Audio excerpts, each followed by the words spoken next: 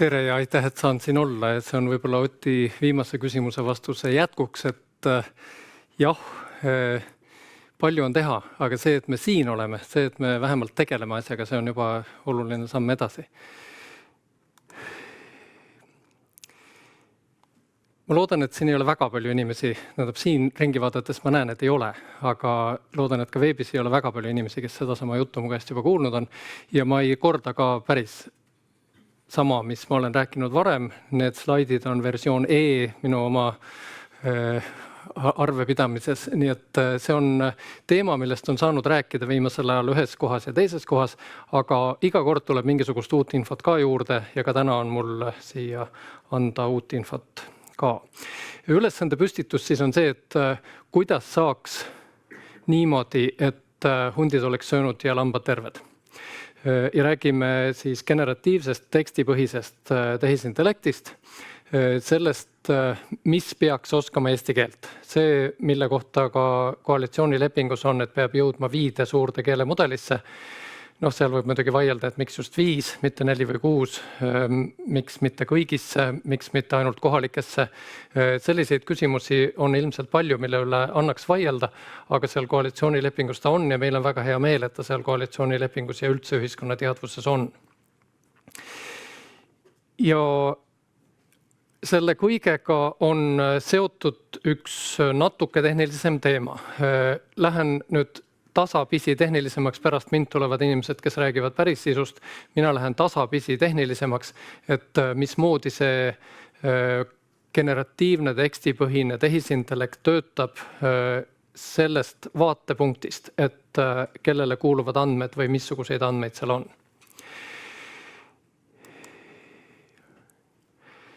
Kõigepealt.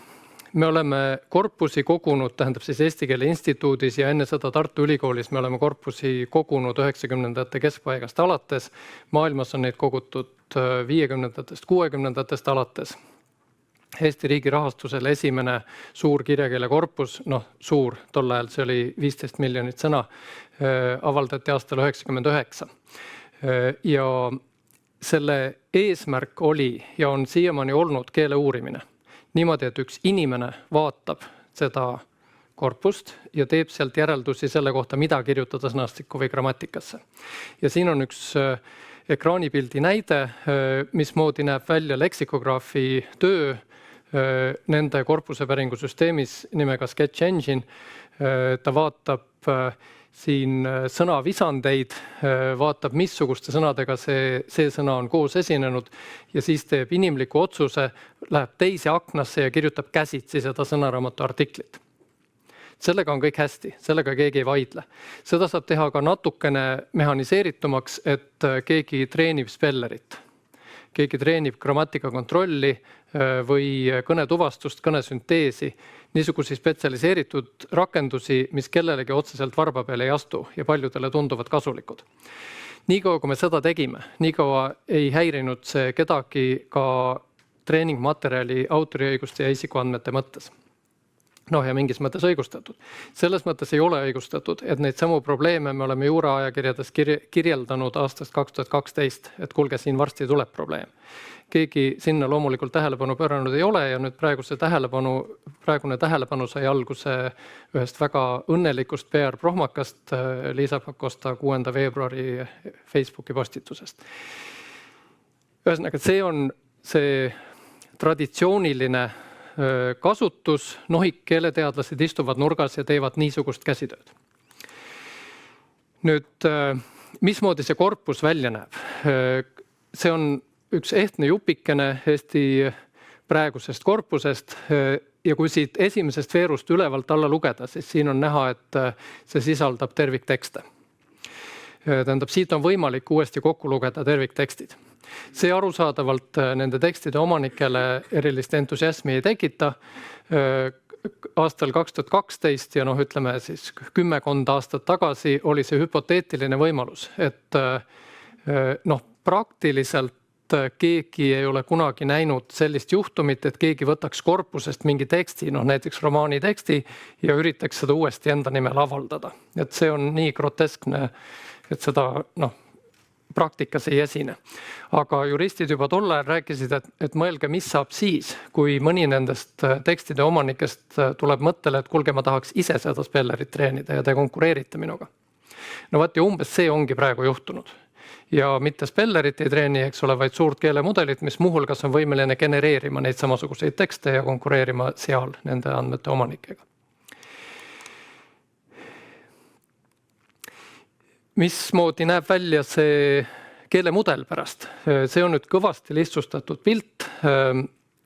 See on üks suur tabel, tähendab see keelemudel ise, kus ridades on mingid sõnalaadsed esemed. Ja need ei ole päris eesti keele sõnad, need on üldiselt pigem lühemad kui eesti keele sõnad. Siin on huvitav veel see, et need on kõigi keelte jaoks samad. Kuskil GPT mudelis on kõigi keelte peale ühine 100 000 sõna, mis on siis, millest annab siis kokku moodustada kõigi keelte sõnad. Ja neid veergusid on 10 miljardeid kuni triljoneid. Vabalt võib olla, et kui ma neid slaide tegin paar nädalat tagasi, et selle aega võrreldes on need suurusjärgud juba muutunud, tehnilisemad inimesed siin saalis saavad mind parandada, kui vaja. Need numbrid kasvavad kõik väga kiiresti. Ja siis on see pilt, mida me oleme kõik näinud. Tähendab, mida igaüks on näinud, eks ole. See vestlusroboti kasutajaliides. Et küsime midagi mingi aparaadi käest. Ja siin on näide sellest, kus see aparaat vastab oma teadmistega. Ja nüüd üks levinud mure sellega on, et mis saab siis, kui see aparaat genereerib niisugust teksti, mis ise rikub autoriõigusi. Ja näitena tuuakse seda, kui küsida selle mudeli käest, et mis on täna lehtedes uudist. Ja siis väidetavasti see mudel annab. Tegelikult ei anna. See mudel on treenitud kindlasti varem kui täna hommikul. See, kui ta annab tänaseid uudiseid, tähendab, et ta käib vahepeal guugeldamas. Ja siin on näide selle kohta, kus ta on otsinud veebist mingisuguseid infojupikesi ja annab selle kohta siis allikaviited ka.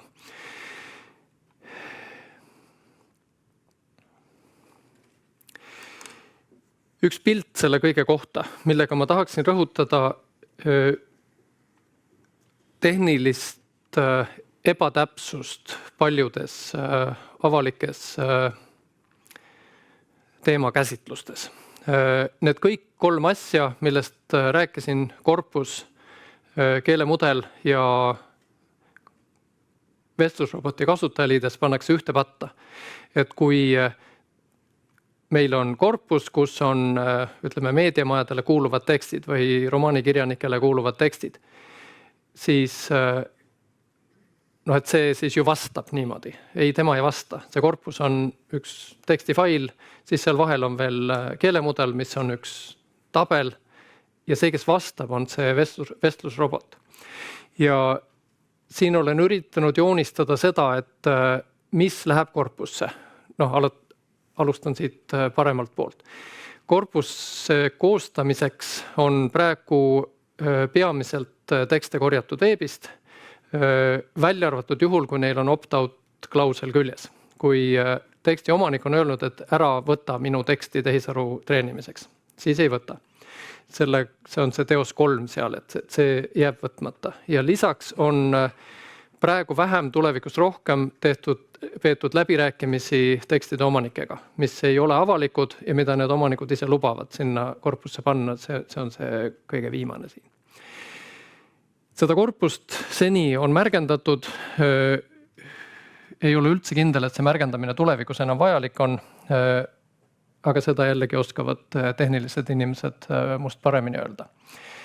Nüüd näen, et on slaidi vorming jälle ühest arvutist teise liikudes huvitavaks läinud, aga keelemudelisse tuleb ka palju rohkem infot kui see korpus, mille põhjal ta treenitud on. Sinna tulevad teiste keelte korpused, instruktsioonid, inimtagasiside andmed, sünteetilised andmed, tähendab, et keegi on näiteks mõne teise keelemudeliga genereerinud andmeid juurde selleks, et seda keelemudelit treenida. Vormindusjuhised, et mismoodi tuleb kasutajale vastata, umbes, et ole viisakas. Joondusandmed, see, et keelemudel üldiselt pooldaks samu väärtusi, mis tema kasutajad, tõenäoliselt ka muid. Siis on see keelemudel olemas ja siis ka see vestlusrobot oskab võtta andmeid juurde mujalt kui korpusest ja keelemudelist, eriti kasutaja eelistusi ja veebiotsinguid. Nüüd need korpuste mahud. See slaid on meelega tehtud huvitavaks ja see 2025 lõpuks on asi, mida me oleme lubanud. Need eelmised on need, mida me siiani oleme teinud. See slaid näeb huvitav välja, et hulluks olete läinud või. Aga ei ole ja sellepärast ei ole, et kui seni on see olnud juba avaldatud tekstide kokkukorjamine, siis selle hüppe saavutame läbirääkimistega. Nagu öeldud, et aastast 1999 on need avaldatud, kuni 2012 kogus Tartu Ülikool, edasi meie.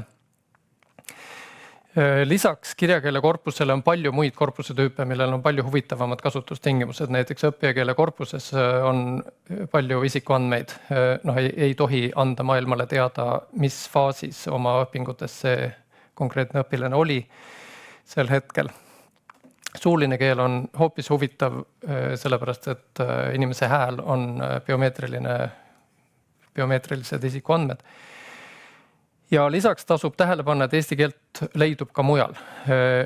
Rääkimata sellest, et suured tootjad tõenäoliselt kroolivad ise, et nad lihtsalt treenivad oma mudelid kogu avaliku interneti peal, pööramata igasugust tähelepanu sellele, et mis autoriõigused või isikuandmed seal on või mis keeles see tekst on. Lihtsalt võtavad kogu interneti ja treenivad selle peal. Vajadus on endiselt ainuke asi või peamine asi, mis on parem kui suur korpus, on veel suurem korpus. Tõsi küll, treenijatega rääkides üha enam tuleb jutuks see, et lihtsalt mingisugust suvalist teksti väga nagu enam ei taha juurde. Või ka, kui rääkida eesti keele toest, siis see, kui me hankime eestikeelset suvalist teksti juurde, näiteks niimoodi, et 4-kordistame korpuse mahu, siis see eriti ei aita, sest endiselt on meie eestikeelse materjali hulk, treeningmaterjali hulgas tibatilluke ja see, kui me teda 4-kordistame, see ei teda vähem tillukeseks. Rohkem on vaja igasuguseid spetsialiseeritumaid andmeid tootearenduse hilisemates faasides. Näiteks tiigrihüppes räägitakse instruktsioonidest, et masinale öelda, mismoodi käib õppimine, mismoodi tuleb õpilasega käituda. Ja see ei ole mitte hulk suvalist teksti, mille pealt ta selle ise järeldab, vaid see on täiesti konkreetsed juhised, et tee niimoodi. Kui õpilane käitub niimoodi, siis sina käitu naamodi. Ja see on nüüd üks tihedapoolsem slaid, kuigi ma ei jõua loomulikult Oti tasemele slaidide tihedusega, aga sellest, mis tulemustele me oleme jõudnud riigi juba olemasolevate ja avalikustamisele kuuluvate andmete kaardistamisega. Osa riigiasutuste tüüpe on läbi käidud, riigi ametiasutused, avalik-õiguslikud ja põhiseaduslikud institutsioonid ja sealt on siis leitud selliseid miljoneid dokumendikirjeid. Me ei ole kindlad, kui palju dokumente on iga dokumendi kirje taga nendes infosüsteemides. Me ei ole kindlad, mis on nende dokumentide mahud. Siin üks näide on, kus on Riigikontrolli portaalis umbes 10 000 auditit, sisaldab umbes 20 miljonit sõna. Ja miljon ja miljard, eks ole, teeme vahet. Et kui me räägime 15 miljardist, siis siin on tuhandik umbes. Aga Riigikontrollist saame tuhandiku, siis saame veel kuskilt tuhandiku, siis saame veel kuskilt tuhandiku ja niimoodi ta tasapisi koguneb. Ja see kõik on seotud riigi üldise andmete poliitikaga, mille teemal jällegi Ott on palju pädevam rääkima kui mina. Nimelt see, et riik peab oma andmed avalikuks tegema, mitte ainult tekstiandmed, vaid üldse igasugused andmed, on ju kohustuslik olnud juba mõnda aega. Nüüd tuleb seda lihtsalt tasapisi tööd teha selle nimel, et see ka praktikasse jõuaks. Ja üks samm, mis on ka meie selle kaardistuse järgmine samm on, et RIHA kataloogi sisu migreeritakse nüüd kohe andmete teabeväravasse ja siis saab uurida seda, et mis seal sees on ja kui palju seal teksti on. Ja siis neid ka siia lisama hakata. Nii, sellega lõpetaksin. Aitäh. Suur aitäh. Ja vaatame kohe Slido keskkonnas, kas on tekkinud ka küsimusi ja küsimusi on tekkinud esiteks ja küsige julgelt seal veel mõned küsimused. 15 miljardit sõna on üsna hoomamatu hulk, kui palju see tegelikult on, et kuidas on teistel keeltel? Nojah, see tõepoolest, kui hakata nagu peas ette kujutama, et kui palju teksti on 15 miljardit sõna, et siis lihtne asi, mida ette kujutada, on umbes raamaturiiul, eks ole. Et see praegune umbes 4 miljardit sõna on umbes kilomeeter raamaturiiulit. Väga umbes, suurusjärk. Et see on niisugune väiksema raamatukogu maht. Inglise keele kohta jällegi viimati, kui ma kursis olin, ma ei ole umbes täna hommikul uudiseid lugenud, aga et viimati, kui kursis olin, siis inglise keele kohta väidetavasti on umbes 4 triljonit sõna, ehk siis 1000 korda rohkem kui meil, et neil on siis 1000 riiulikilomeetrit. See on umbes klapib sellega, et missugused nende raamatukogud on võrreldes meie raamatukogudega, et see USA Kongressi raamatukogu võiks umbes olla seal kandis, et 1000 riiulikilomeetrit. Ja kas on mõeldud ka eraisikute seas keeleandmete annetuskampaania korraldamisele? Oi, see on väga hea mõte, kas see küsija soovib äkki ise annetada? Jah, tõepoolest on ja isegi pilooditud on. Me oleme oma asutuse sees teinud piloodi, et annetage teksti.